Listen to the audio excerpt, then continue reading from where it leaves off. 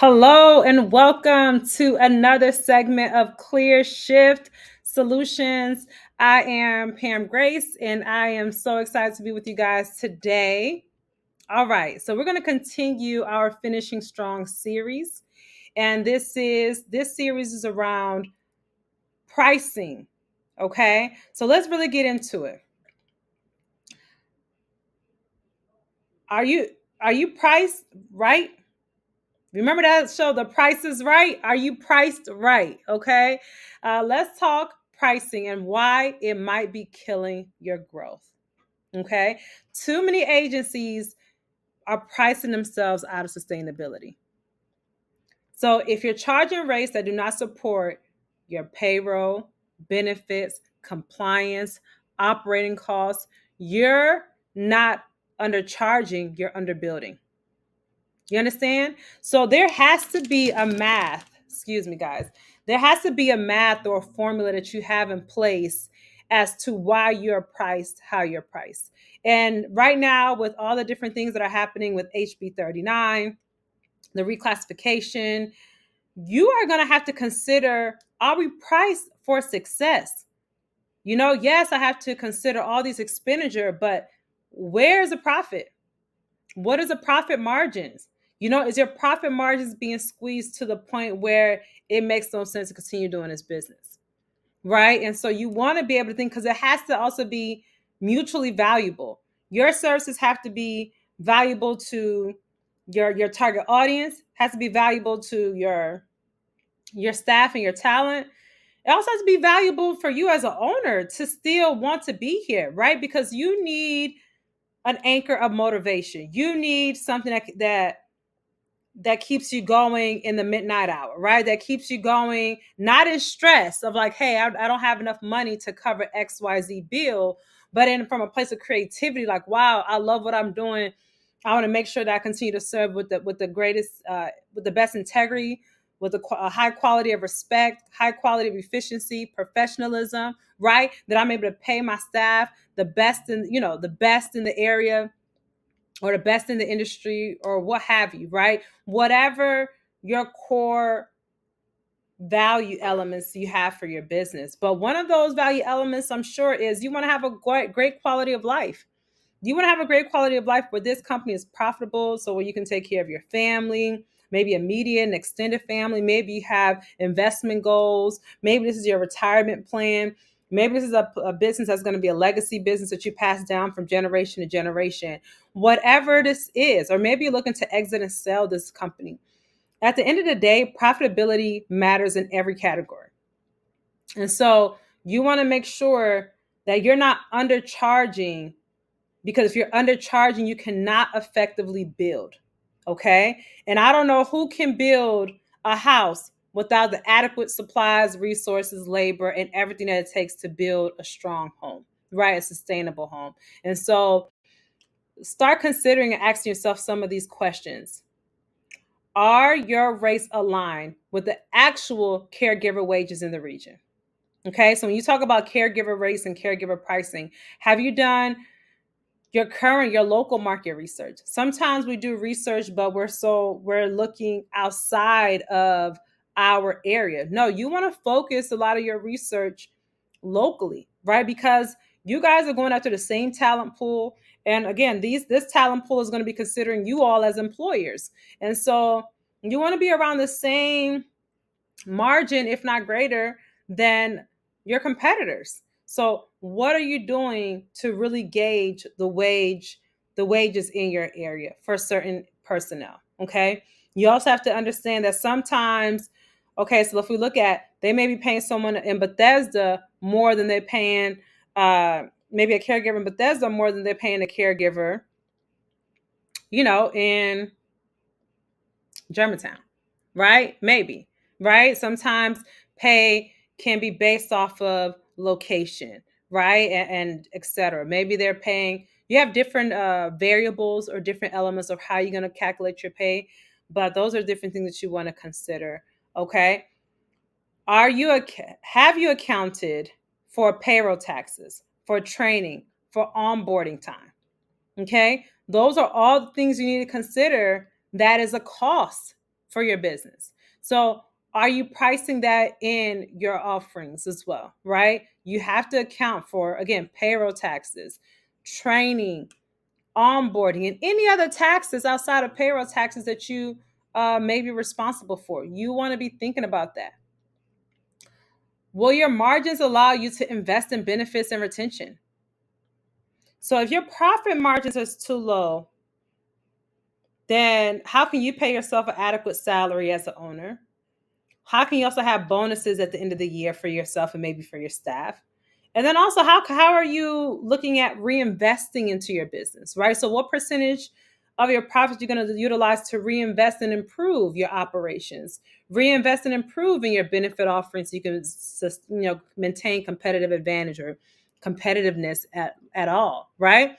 What are you doing for retention? What are some of those throughout the year retention strategies that you're going to utilize? Maybe it's periodic bonuses, maybe it's this, maybe it's performance incentives around like the person who has, the best timekeeping compliance for the quarter, right? Or things of who went to work on time without, on time for a quarter, right? And it's documented on time. Just whatever that you can kind of do to, again, spark some competition, spark performance and increase performance and help create sustainability. And especially when you have those top performers, you want to incentivize them, right? What if you're having a caregiver that's referring? What if you have a top referral caregiver that they're referring you caregivers, they're referring you clients? Do you have a census for that, right? You want to be thinking about where is your profit margin and how can your profit margin can be utilized again to help invest with benefits, help reinvest in systems of operations, help reinvest in marketing, maybe help reinvest in retention. Okay, whatever, you need margin. So are you calculating what that looks like, right? And so please, when you're looking at, again, all this HB 39 conversation is bigger than just reclassification of staff. It's really looking at how can you position your company at large for current and long-term success, okay? So one statistic I want to share with you, I'm not sure if you heard about the company SCORE. SCORE is a company that provides some local services as well. But again, according to SCORE, over 70% of small business don't know their profit margins by service lines. Okay, and so if you don't know what that is, I do know that oftentimes they support business owners, I believe, for free, if I can remember properly. I would encourage you to reach out to your local chamber of commerce, right? Reach out to your local economic development department. Each city, I know definitely each county, but typically each city has their economic development department, right? They have resources for business owners to help them. And a lot of time business owners know how to do the business, but they don't understand the business of doing a business, right? Those are two things, right? And so make sure that you really understand your profit margin based off of service line, based off of your industry, based off of your location, right? There's so many different things to consider. Oh man. All right. So now let's go over your some other aspects. Excuse me. Your pricing must cover. So again, what you want to consider when it comes to pricing and what it should cover. So you want to cover caregiver wages, onboarding and training time, workers' comp, payroll taxes, also any other insurance that you have. So you have workers' comp, maybe you have professional liability or whatever. Just want to consider that too. PTO, so paid time off, sick leave, any benefits. Definitely want to make sure you have covered that. Marketing and admin. So you have marketing costs. You also have administrative, right? And so you want to be able to cover that too. So again, you want to strategically think about what that looks like. If you don't really have a number of how this, maybe you might need to go see an accountant, right? But make sure you get some expert help to making sure that you're priced for success and you have a sustainable business, okay? These other things you may want to consider. If you have a physical operating office, like you have a physical office space and whatever your rent is and overhead costs, like you want to consider that stuff too. And then also you should be able to consider, okay, the number of caregivers you need just to make sure that you're able to be what's the term called, break even, where you need to be profitable, etc. If you price below this and you're creating deficiency. So if you're not considering all this and you're priced low, then you're creating deficiency. Every time you sign a client, every time you sign a new client, you basically have to consider all this cost all over again, and you're in the red and the red and the red. And so you're digging yourself more in a hole.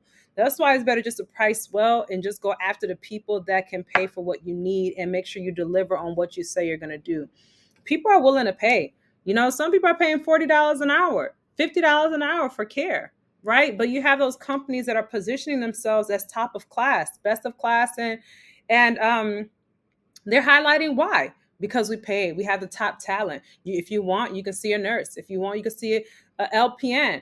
You can see a caregiver. They're well traveled. They speak multiple languages. I mean, the bells and whistles go on, right? Because you have a lot of people who are millionaires, who multimillionaires, who want people that they can speak with, that are well traveled, that can talk to them. So when they're talking about Spain or their time in Paris, like they want to be able to relate, right? And so you have to understand like those elements are very important. And so again, being strategic about how can you be financially successful in your business, how can you also position yourself um, for how can you also identify your competitive advantage, and if it needs to change, shift, readjust, really just understand who you are, what you are, and who you are sometimes changes. Maybe you had an idea 5 years ago and then, hey, actually we're really something else, or maybe our audience is this way, or hey, we wanted to serve this area but really we're getting more of a pool of clients in this area. Think about your strategy, and so that you're not everywhere. One of the things that I think is a pitfall for many business owners is they try to service everybody, everywhere, and they service nobody. Okay. I say I'm always about be hyper local. Be hyper local is the best way to do business. Be hyper local. Yes, you might get some one-offs here, clients, but if you can really like um, zero in your efforts, your talents, your resources in a particular area and dominate that area.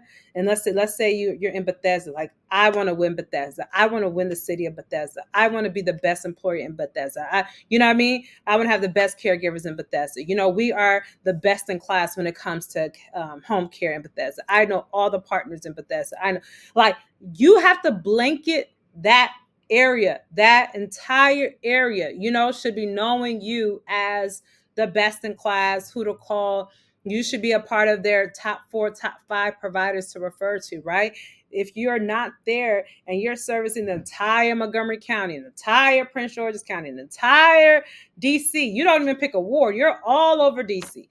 Like, how's your person going to get from one ward to the next ward? And a lot of people may not drive, or if they drive, it's issues with parking and this and that. Like, you just want to just be strategic and thinking about, again, where am I putting my resources? Where am I putting my efforts? Does it make sense? Is it profitable?